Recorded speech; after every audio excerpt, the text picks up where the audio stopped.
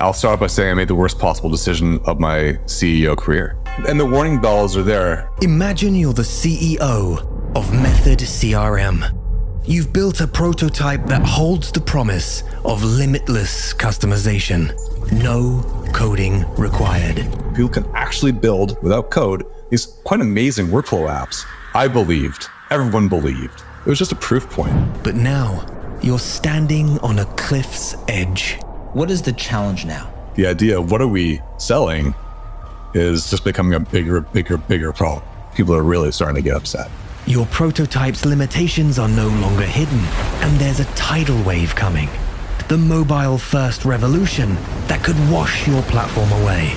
Over a year later, and now we still haven't launched, it was one of those times where I just felt that everything was fragile. One wrong move, and it's not just a step back. It's free fall. Every little cell in my body was saying, this is it. If you don't do something major now, everyone's going to lose faith and it's just going to fall apart. It's all going for nothing. Do you move ahead with what you've built? Or do you go back to the drawing board to re-architect the whole platform? The choice you make could either vault your company to new heights or sink it into oblivion. Welcome to Top CEO. I'm chatting with Paul Jackson, CEO of Method.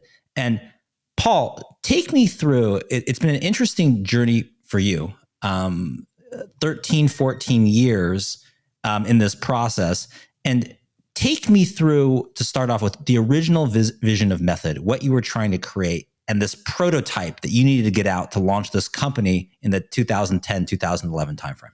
Well, first, Ben, thanks for having me. Appreciate being on your podcast here. So the goal we had was before the term no code was even in existence, but we were creating a no code platform for small businesses.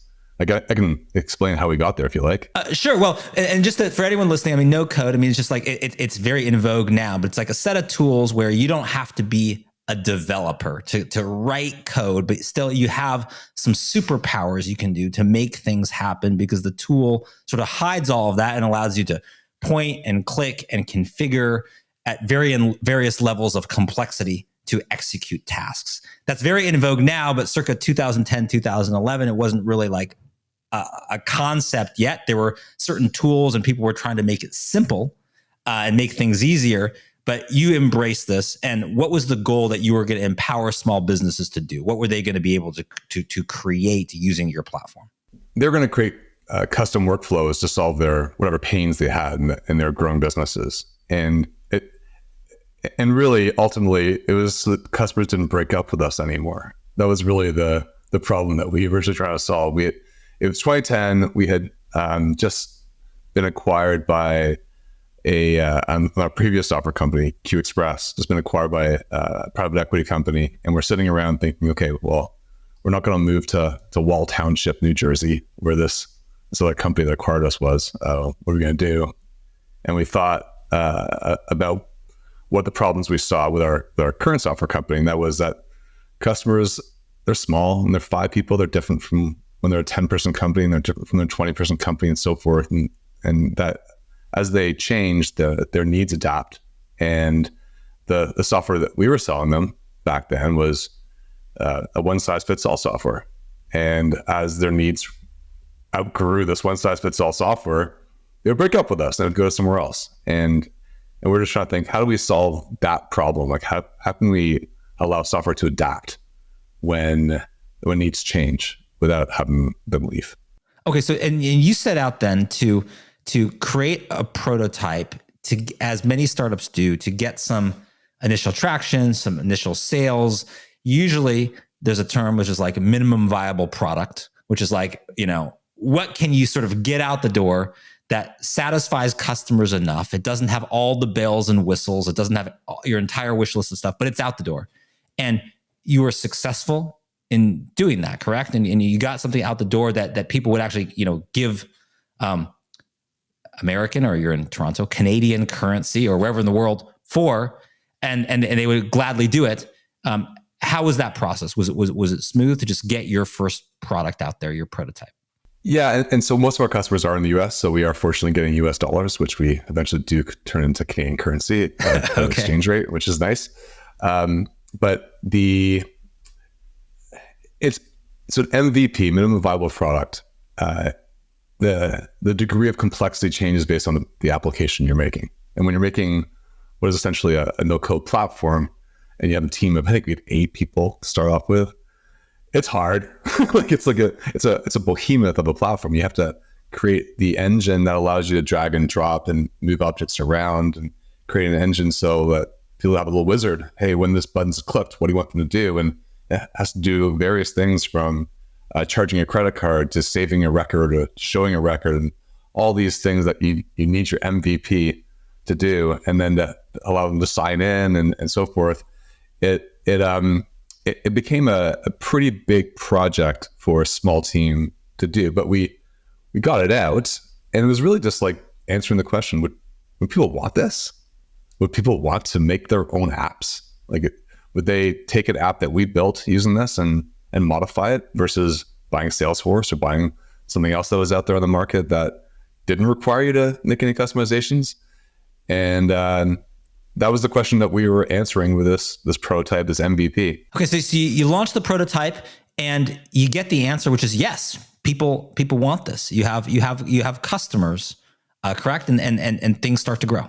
Yeah, paying customers, enough paying customers to even raise a Series A from a venture capitalist. So life was good. We had traction. Okay, you had traction there. They would use the phrase product market fit. You're starting to see that there's maybe some, you don't know the whole market yet, but you're starting to see like, people want this. You didn't make something that no one wants. That's good.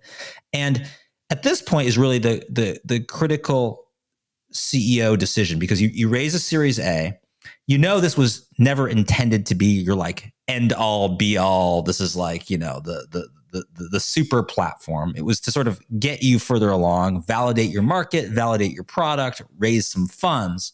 But then at this point, you've got a pretty big decision as CEO, meaning, do you continue to iterate on what you've already done, which it exists, it's real, people pay money for it, and they stick with it? Or do you say, that was like just to get us over that initial kind of hump, we needed to show what we could do, but really we didn't necessarily architect this the way that was the ideal way. We did it the way that we could deliver a MVP, minimum viable product. And the reason why it's minimum is because we didn't do all the things we wanted to do. So that's the decision you're faced. How did you start making that decision, which ends up to be a critical CEO decision at this point? Yeah, the warning bells are there. So I'm not sure there's a day where we're like, okay, we've raised capital, all right. Okay, the prototype phase is over. We're just moving along, and we're getting customers. We're listening to their feedback. We're making changes. But you start hearing the problems. So you have the developers and the architects saying, yeah, it's getting really really complex in there. There's like some spaghetti we got to clean up, and we have technical debt, and even though I ran a software company before, I wasn't coming across this term of technical debt. And how much do we owe, and who do we owe it to, and who do we pay this interest to, right? yeah. And it's like, what do we do? Like, do we need to get a loan to pay back the technical debt? What is this debt that exists? But they're talking about at some point maybe, and for anyone who hasn't developed software before, at some point maybe you just need to get something to work, and someone just maybe did a shortcut, right? It's like not the most scalable way, not the way that is like if you're not a software developer, I'd almost put it in terms like, I don't know, like if you were doing remodeling of your house, right? You could just like paint over something and and underneath it might be like, I don't know, broken or not really great, but like you put paint over it, you don't see that underneath there's a problem. And that might last you for a while until that problem resurfaces or gets worse, or like, oh my gosh, you're going to now remodel your kitchen, but you realize that there's this thing underneath the kitchen that you actually got to deal with now, right? Is that a good way to describe like technical debt? Sometimes you just got to deliver things. You do the coat of paint, it kind of works, but maybe your foundation isn't strong. Yeah, so absolutely all of that for sure. And also sometimes you develop the way you best think is what you need, and then your needs change. Like there's new business needs, and then you realize that, hey, if I knew that a new business need existed. Like if I knew, like in our case, we had business needs. It was like, listen, the mobile app, the mobile first methodology is all the rage, and it makes sense. Like when you develop an app on a desktop, you want it to work on a phone as well. And we didn't develop it that way. We hadn't thought about that in the original prototype phase. It was made for a browser on a desktop. It wasn't made for mobile. And so that becomes a technical debt, that we have this thing that wasn't really made to fit on a screen that's this small. And that needs to be thought about too. So we had our developers saying, hey, this is going to be harder and harder to scale the way that we currently built it. And we have the business side saying, hey, we're not mobile first, so we're not great on a mobile app developer. We also had another business need, which was a marketplace. We found that some of our early users of this were actually people who wanted to make their own apps and sell their own custom apps on the platform, which we hadn't really thought about, like a cottage industry of app developers, and that needed to be factored into future improvements as well. So all, in a way, technical debt, because we have to overcome these challenges in the technology. And then the decision now, we can get to your decision, is either, stick with what you've got, either don't worry about certain types of technical debt, we'll deal with it later, or deal with certain technical debt in the platform that is like critical, but stay on there. Or basically, you can be almost like create something totally new to disrupt yourself, which is start something new, wash away the technical debt, but then you've got to build a new house. So it's like, are you going to remodel the house you have, or are you going to build a new house? And what is your decision at this point there, which leads kind of to the next phase of the company? Yeah, and I'll start off by saying I made the worst possible decision of my CEO career. And so I was presented with two options. Option one, as we said, we can iterate from the prototype into the things that we need to do. We can clean up the technical debt. We can make it mobile friendly. We can make an app marketplace. We can get there through iterations. Or B, we can tear it down, build a new home. We can make a brand new platform that will do all these things that you need. And those are the two options I was presented with. And this seemed like a pretty easy decision to make. And I probably gave it 10 minutes. Okay. Right? So you're just like, you have, at this point, 10 minutes, probably like you're going by gut feel, right? Which a lot of people do. And sometimes you have to, because you don't have all the information, but your gut tells you at this point that right, you want to rebuild the house. You need to start fresh. Yeah. Like I think my line was pretty abrasive. That I said back to the head developer, I said, you guys break everything anyway. I'm not going through a year of you breaking things. Okay. So start fresh. Okay. And that was, as I said, the worst decision of my career. The worst decision, because it's a bold statement, but take us through maybe before we get to kind of 2020 hindsight, which all is always very good. But besides that, why was that? Why did that prove to be a bad decision? Just take us through the timeline of what happens, what you expected. Like, you're going to build a new house, build a new platform. How long was that supposed to take? And then what sort of happens timing wise as you progress? Well, so it was supposed to take 6 to 12 months to be at least past parity of where we were today. But I can go a little deeper on that. So I think that they wrote a spreadsheet of all the areas where they had to get stuff done, and the size of our team and the team we thought we were going to need to get this done. And they multiply everything out, and I think it was a lot longer than a year. And I just challenged them because I thought, there's no way. Like it can be done way faster than that. All these 1 week for that, 2 weeks for that. I know I could personally do it way faster than that. I'm not like you guys. And what I didn't understand at that time was how the law of diminishing returns and the cost of communication really slows down software development. I saw something that I could do personally, and I'm a commerce guy, I'm a finance guy, but I can still code. I could personally code things in a day that they're putting as 20 days. And what I didn't understand was that it has to be that way. You can't get the person who understands product requirements as a product manager, can do design, can be a senior developer, can be a quality assurance person, and all in one. and do it at the same time that someone like me, who's a founder with drive, could do.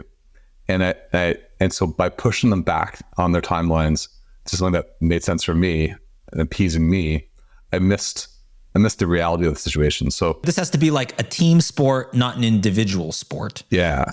And the issue is that if it's a team sport, I guess there's two problems. One, it probably is just going to need more time because you got multiple people involved and you've got to make the communication flow.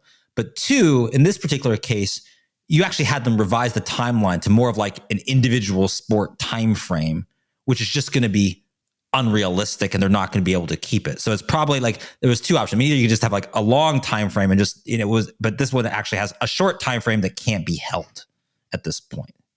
We didn't call the individual sport at the time, like, hey, like do the timeline as if Paul was doing it by himself. Okay. and then divide by how many people there are. We didn't quite do it that way, but I think that's probably what they ended up doing, which was giving me an estimate that was something they thought was possible, but would make me happy, right? So basically they're trying to please the CEO. The CEO says this is taking too long. The founder, they want to please him. Let me give a schedule that Paul likes. And you looked at it and you liked it. You liked it better. I liked it. We can handle this. We can figure out how to run the company for 6 to 12 months in this transition phase. We'll be good. I can sell this. This is good. Let's go. And sell it to who? Is it sell it to your investors at this point? Sell it to customers to sort of say that like, hey, we're going to, I don't know if there's critical customers that like are seeing on the old platform, you're not iterating as much. You're not changing, you're not adding their wish list of features, but you're saying like who do you got to kind of make sure is on board? Yeah, we're now 2 years into this business, right? So there's now quite a lot of stakeholders. So we have our staff who have to grind and get this thing out. We have our sales team. We had a sales team at that point, like that was our traction.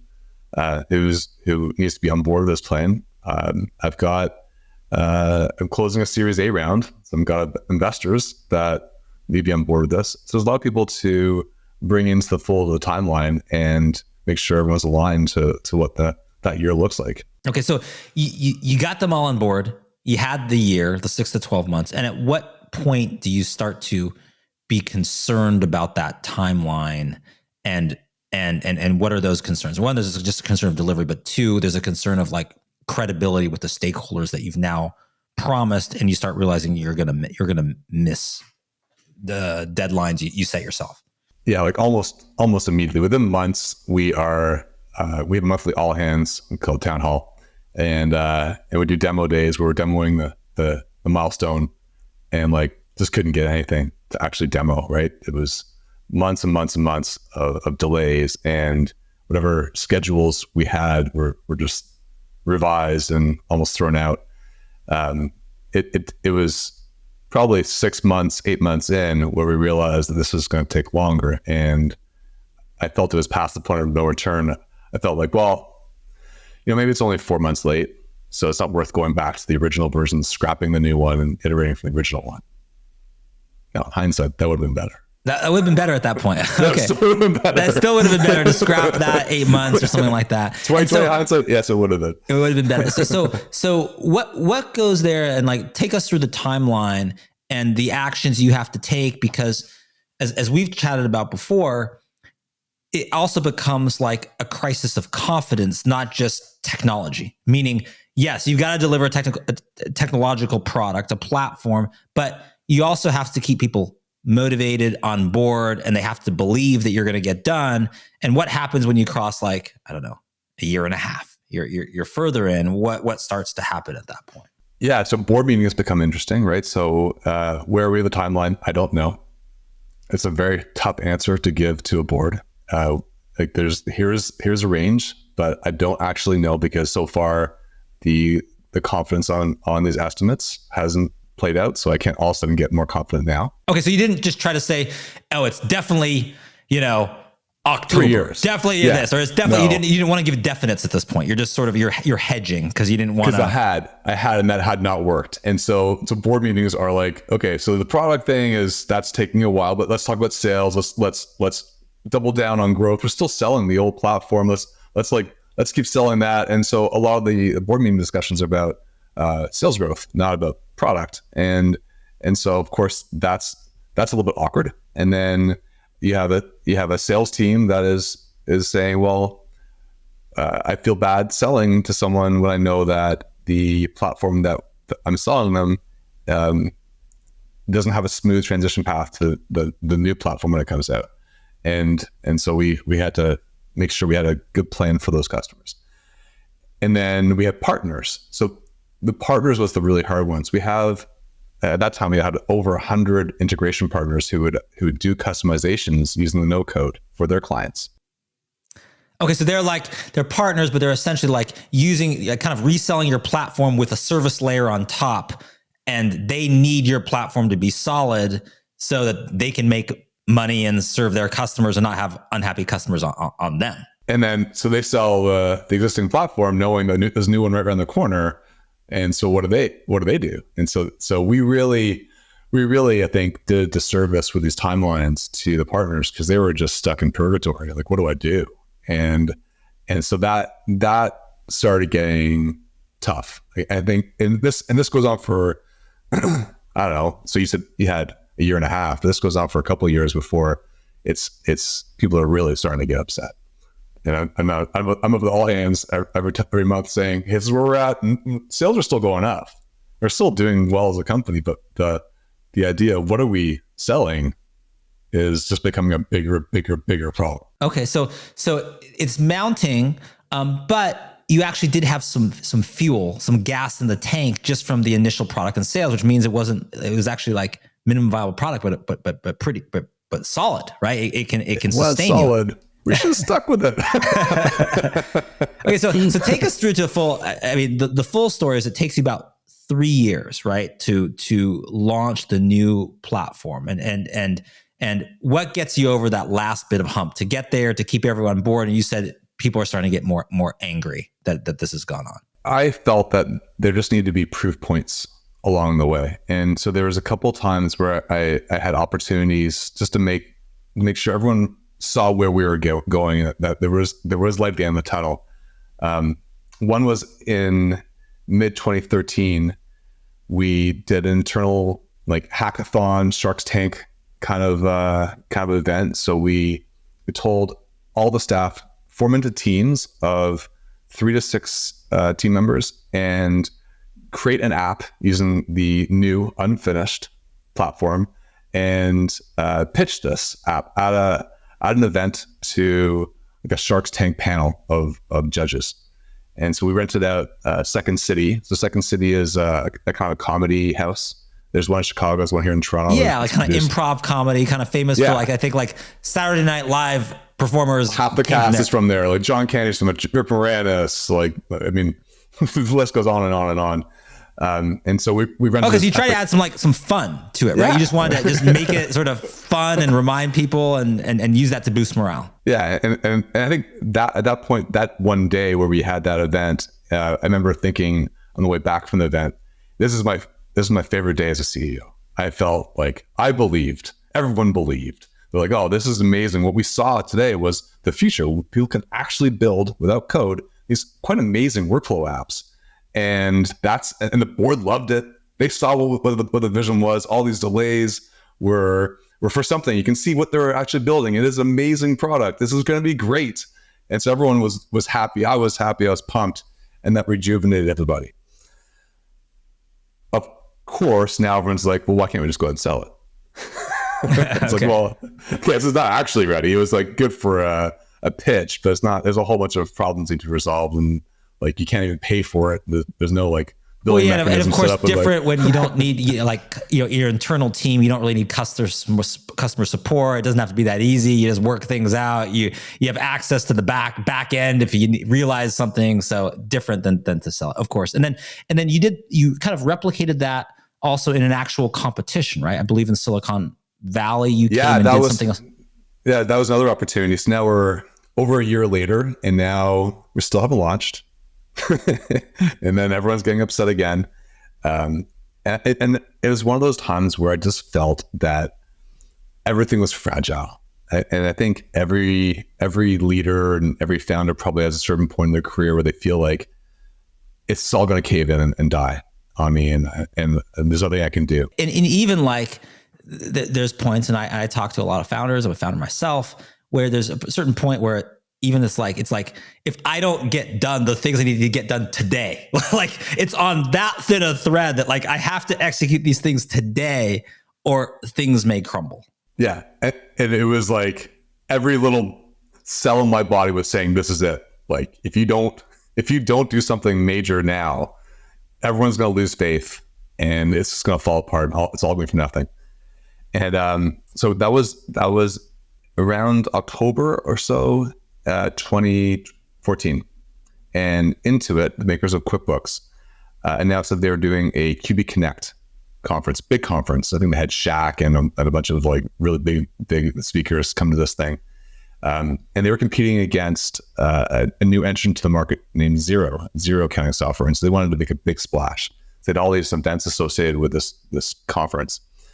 And so one of the events was this hackathon where they were going to have an API that they're going to give to software developers. And these software developers were going to make an app and then pitch to a panel of venture capitalists. And the winner is going to walk home with a $50,000 US check. So for software developers, right? And so I was like, this is it. This is the opportunity. So we had the all hands, and I boldly vowed to the whole company and invited all the board members and the venture capitalists to this all hands, where I proclaimed, we will go down to Silicon Valley. We will enter into a hackathon against all the Silicon Valley hackers, and we're going to win. I declare victory now. That was like the stupidest thing you should probably do as CEO on the verge of like destruction. That's what we did. So we went down to this hackathon. There's 130 software developers working on it. We brought a team down. We had a designer. We had me as the pitcher. I pitched. And we had a software developer working on the API, which ended up being a payments API. And we stayed up all night long, just like the other 130 software developers. And we built an app. It was called Method Donor, which was a nonprofit app that allowed nonprofits to collect donations online and send a sales receipt that's synced to their QuickBooks accounting software. And that was what we built overnight. And pitched it, and we were finalists. And so the day of the big winners of announcements, we had the whole company streaming it live. We had the board members all texting, "Hey, when do you find out? When do you find out?" And are your fingers crossed? Are you saying a little prayer at this point? You're saying like, "Please, come on, man, come on." and then we won. So we actually won, and that was such a relief because well, I didn't make a fool of myself by promising something we couldn't deliver on, but really it actually proved out that no code is real. Like the idea that you can go down Silicon Valley and compete against a bunch of developers and win a pretty major competition, it was just a proof point. And that proof point gave me at least 6 months of runway of confidence and morale for the team. Okay, so you did that. So you had those kind of other things that kept things moving along. And then 3 years later, lo and behold, you've released the platform where all of your problems solved and sort of puppy dogs and rainbows at that point? Or were there, hey, when you launch a new platform, there's bound to be some challenges too, because it's usually not perfect either. Yeah. And so we launched in probably late spring 2015, and it felt like we hit the finish line. You've heard this term before, the finish line's in the starting line. And so that's what it was. We had at least tested to make sure that conversions from a 30-day trial to paid were at a comparable number between the two platforms. So once that threshold had been reached, turn off the old platform and turn on the new platform in terms of selling. And of course, like there's problems. There's a maturity issue. So there's bugs. We had to go through a period of stability, which we didn't have those issues on the old platform because it was so mature and so stable at that point. And we had still a bunch of shortcomings that needed to be resolved. And so it took years before I could say it was mature. And so now we're like 2023, it's mature, but it took a while to get to that point. And then what was it from there? What was the new trajectory of the company? I mean, you mentioned that, if you were to go back and do it again, you probably shouldn't have built a new platform. But once it's done, it's done.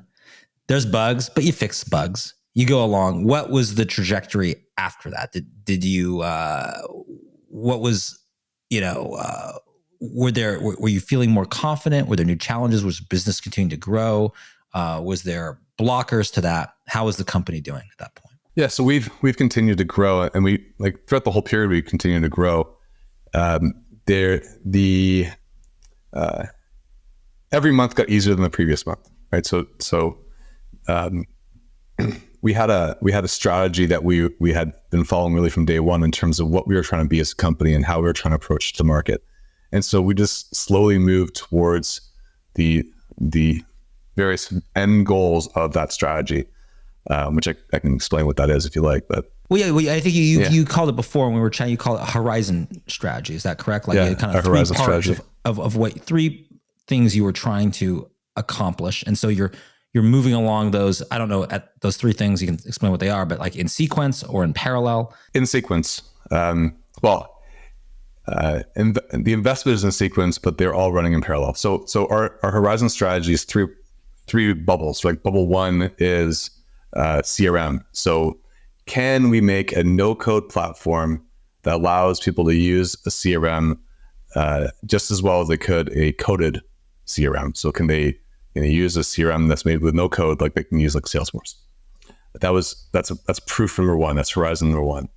And then horizon number two is, can we make industry-specific apps like a field service solution or a nonprofit solution or a manufacturing solution that competes against the manufacturing and nonprofit and field service solutions that are coded? And so we decrease investment in CRM, still keep the CRM, but we add investment to the second horizon. And then the third horizon is just going to market as a no-code. So really just selling an app builder where people can make their own apps from scratch, who aren't coders, like these citizen developers buying it for that purpose. That's horizon three. So over those years, we keep moving along towards those goals. What is the challenge now? What's blocking you from reaching those? What's fueling you to reach those? What are the new decisions as CEO that are going to be the critical ones? Like the decision you had to build a new platform or not? Yeah, I fortunately don't have such a major problem confronting me today. It will come. It always comes. There's a major problem right around the corner. But I would say we're 100 people now, so we're at this stage where we have good leadership, we have established processes, we have very predictable revenue, very predictable costs. It's a good stage to be at, but to really scale from here, it means that we need to go more aggressively towards the horizon strategy, and that requires funding, of course, which we're a profitable company, so we fund ourselves, but we're not taking any more VC anytime soon. So we're not saying we have 3 vertical apps. We're not going to 20 vertical apps next year. We might go to 4 or 5, right? And it's like this incremental growth that comes with an organic growth company like what we are. For people do you have team members who went through this all with you and stuck with it and are still there today? Or is it like, man, that was a tour of duty. I can't believe we got through that. We won the hackathon, but like, I'm good. I need to go to something that's like a little bit more chill. Like what is it with like, or how are you kind of inventing the team and the company and keeping morale up when you got through some really tough morale times? So the morale did extract victims and take them out of our company. So we have a few people who, of course, were there for the whole thing, the whole ride, and they're with me today. They're part of my leadership team today. Like they know that much and they've learned and grown that much. But during such a chaotic period, leaders and team members and engineers came and went at a faster pace than they would at a more mature stage like we are now. So we lost some good people because of the turmoil, for sure. And I don't think anyone got to the other side. They're like, oh, wow, that was so stressful, I'm going to leave now. That wasn't the case. It was, this is too stressful, I'm pulling the chute, I'm out. But those who got to their side of the chaos in 2017, 2018, around those maturity years, they're with me today. I see. And what is your advice then for other CEOs, either A, facing this question? It doesn't have to be even technical based, meaning like there's always this question of you built something, whatever it is, and then you get further along and realize that you might have made different decisions on how you did it because you understand your market or your product, or there's new competitors, there's other things. What is your advice for CEOs in sort of evaluating that? If you were going to do like more than the 10-minute version this time, and you're going to help someone else, whether they're software based or not, what would be your advice on how to think about it? Yeah, I think the first key though is recognizing that you're about to make a material decision, which I don't know is easy, because as founders and the CEOs, we're making a lot of decisions every day. And sometimes material decisions aren't as obvious that they're material as others. Now, in my case, I knew that was a material decision and I still made a terrible choice.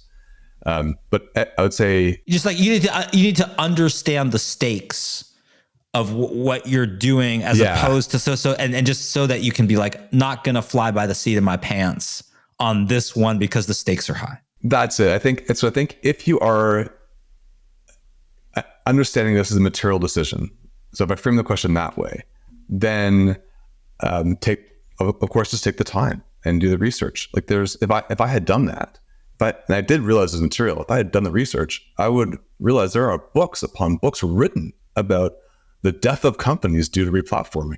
Like, this is a known thing that you don't do. And so I didn't do any of that. And also there's others who are available for advice. And I didn't seek advice as well. So some of us founders out there don't need much advice. We don't think we do. We just drive ahead. We'll always figure out the problem that's in front of us. We're optimistic. We're problem solvers.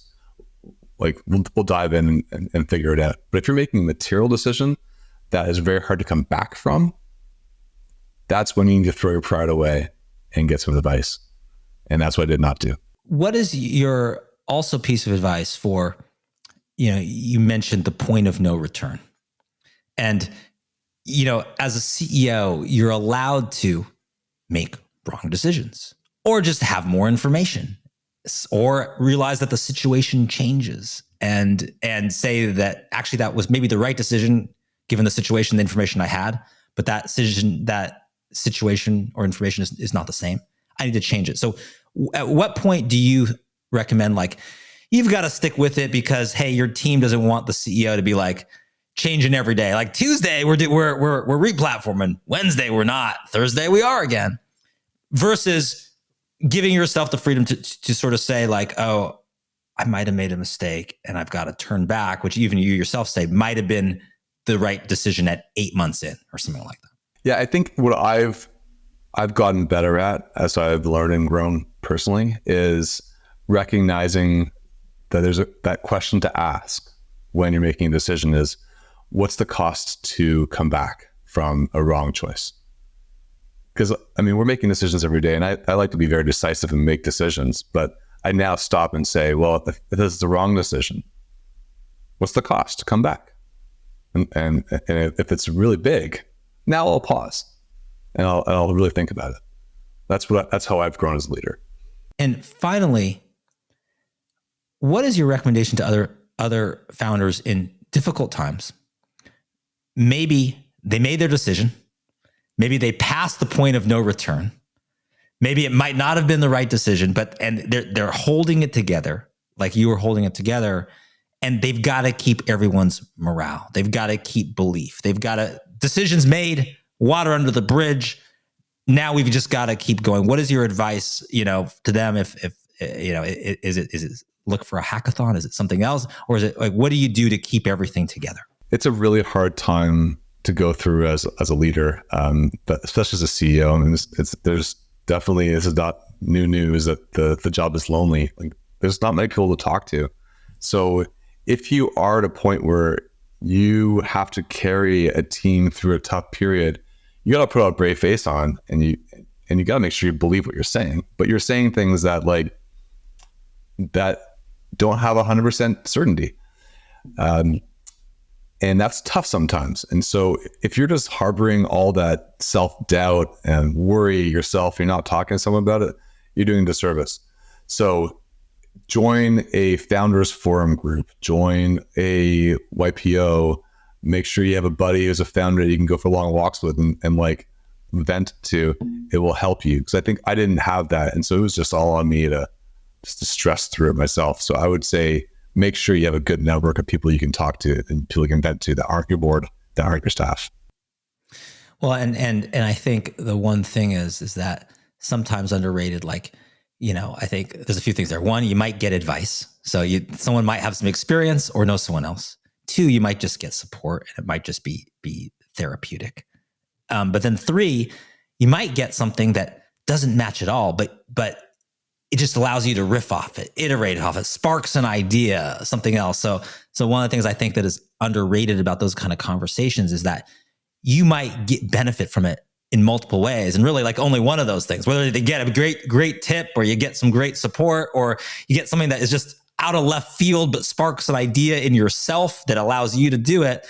There's multiple ways to win. And it's one of those things where CEOs, I feel like we, never feel like we have time for that, for your proverbial like long walk. No, it's I got to fire today. Like I'm holding this on by a thin thread. I'm going to go walk for 2 hours with a buddy and we're just going to chat. I don't have time for that. Yet every time you do it, you're like, oh, that was so worthwhile. Like, why don't I make more time for this? And there's this dichotomy, particularly when you're in a crisis, right? You feel like you don't have the time, and yet it's so valuable when you do it.